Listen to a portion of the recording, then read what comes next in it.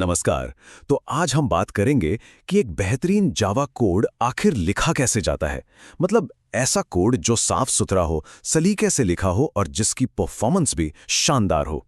इसे ऐसे समझिए जैसे हम एक मजबूत इमारत का ब्लूप्रिंट तैयार कर रहे हैं और आज हम मिलकर वही ब्लूप्रिंट बनाने वाले हैं। चलिए शुरुआत ही इस सवाल से करते हैं। एक अच्छे कोड और एक बेहतरीन कोड में आखिर फर्क क्या होता है? ये सवाल ही उन सारे सिद्धांतों की नींव रखता है जिन पर हम आगे बात करने वाले हैं। और देखिए ये कहावत कितनी सही बैठती है कि साफ सुथरा कोड सिर्फ काम चलाने के लिए नहीं होता। असल में ये भविष्य में होने वाले डेवलपमेंट और नए आइडियाज के लिए एक ठोस जमीन तैयार करता है। हमारा कोड एक लंबे समय तक चलने वाले आर्किटेक्चरल ब्लूप्रिंट जैसा होना चाहिए। ठीक है, तो चलिए अपने ब्लूप्रिंट के पहले हिस्से से शुरू करते हैं, यानी एक मजबूत नींव रखना। यहाँ हम जावा के उन जरूरी सिद्धांतों को समझेंगे जो एक शानदार कोड बेस बनाने के लिए बेहद जरूरी हैं। तो सबसे पहला और सबसे जरूरी पिलर है एनकैप्सुलेशन।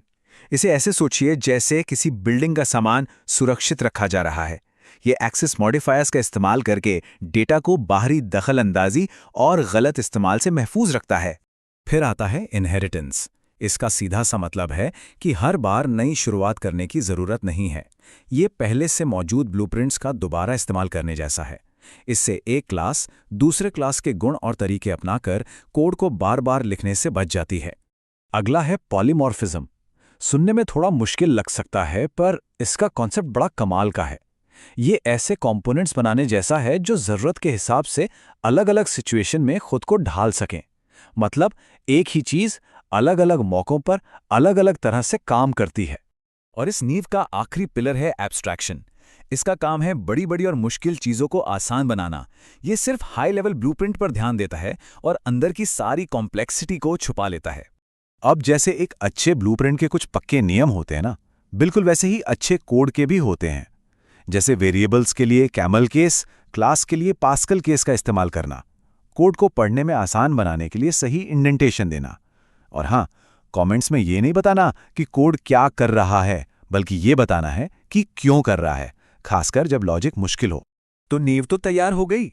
अब बारी है इस पर एक मजबूत और शानदार इमारत खड़ी करने की। इस सेक्शन में हम उन तरीकों पर ध्यान देंगे जो ये पक्का करते हैं कि हमारा कोड हाई क्वालिटी वाला और टिकाऊ हो।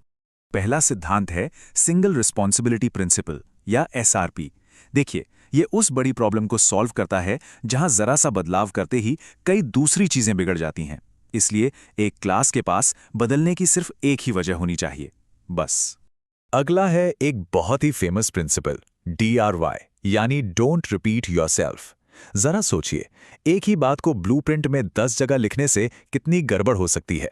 ये सिद्धांत इसी बात पर जोर देता है कि कोड को दोहराने से बचें और जो लॉजिक बार बार इस्तेमाल हो रहा है उसे अलग कर लें।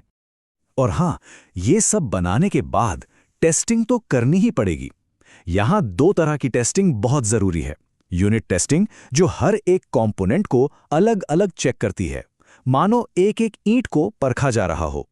और फिर है इंटीग्रेशन टेस्टिंग, जो ये देखती है कि सारे हिस्से जुड़ने के बाद ठीक से काम कर रहे हैं या नहीं, मतलब पूरी दीवार मजबूत है या नहीं। चलिए अब बात करते हैं कुछ एडवांस कॉन्सेप्ट्स की। ये वो तकनीकें हैं जो हमारी इमारत को सिर्फ एक ढांचा नहीं, बल्कि एक शानदार, बड़ी और भविष्य के लिए तैयार गगनचुंबी इमारत बनाती हैं।